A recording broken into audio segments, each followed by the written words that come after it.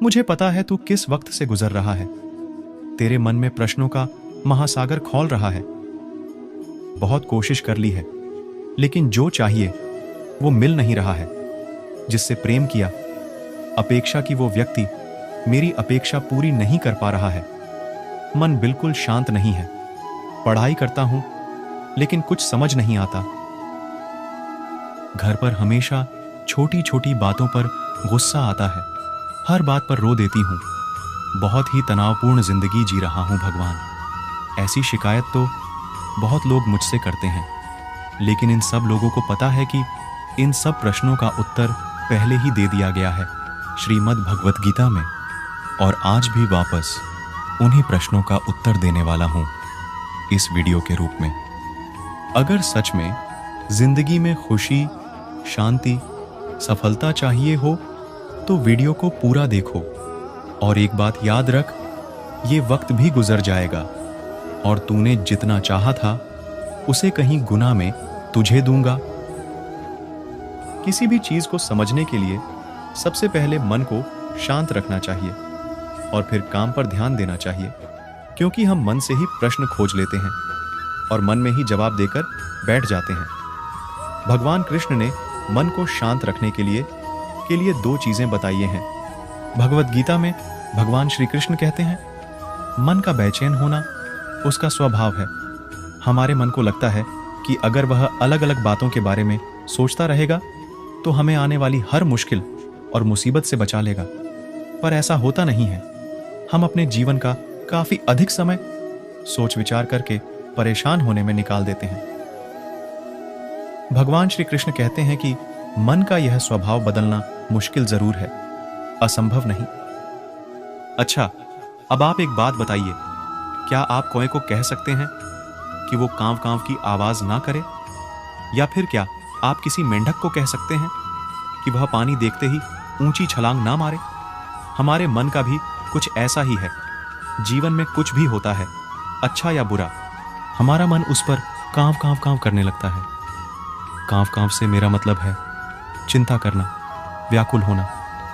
कोई बुरी बात होती भी नहीं है और मन परेशानी की ऊंची ऊंची लपटें लेने लगता है। कभी कभी तो मुझे ऐसा लगता है कि हम में से कई लोग सिर्फ परेशान होने के लिए जीते हैं।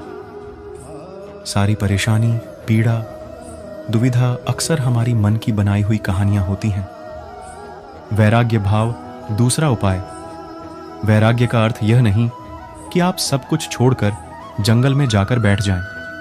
वैराग्य का सच्चा अर्थ है कि आप जो काम कर रहे हैं उसका क्या नतीजा या रिजल्ट निकलेगा उसकी चिंता ना करें। जैसे अगर आपने कोई इंटरव्यू दिया, आप यह कर सकते हैं कि पूरे मन से तैयारी करें और अपना बेस्ट देकर आ जाएं।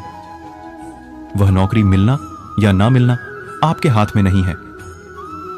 इस नतीजे के पीछे अलग अलग चीजें हैं जो आपके बिल्कुल कंट्रोल में नहीं। तो जिस चीज के बारे में आप कुछ कर नहीं सकते उसके बारे में चिंता भी ना करें। यही वैराग्य का सच्चा मतलब होता है। और यही है भगवान श्री कृष्ण का दूसरा उपाय, मन को चिंता की लपटों से बचाने का। श्री कृष्ण कहते हैं, वह व्यक्ति मुझे प्रिय है जो न सुख के पीछे भागता है, न दुख से दूर भागता है, न शोक करता है, न वासना करता है, बल्कि चीजों को वैसे ही आने और जाने देता है।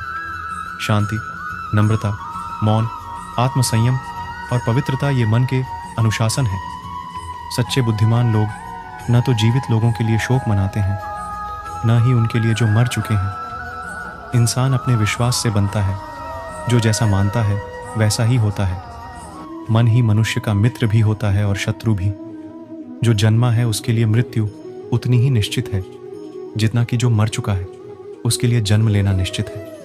इसलिए जो अपरिहार्य है उसके लिए शोक मत करो। जो मनुष्य कर्म में अकर्म और अकर्म में कर्म देखता है वह मनुष्यों में बुद्धिमान है। कृष्ण कहते हैं, अर्जुन, मैं शुद्ध जल का स्वाद और सूर्य और चंद्रमा की चमक हूं।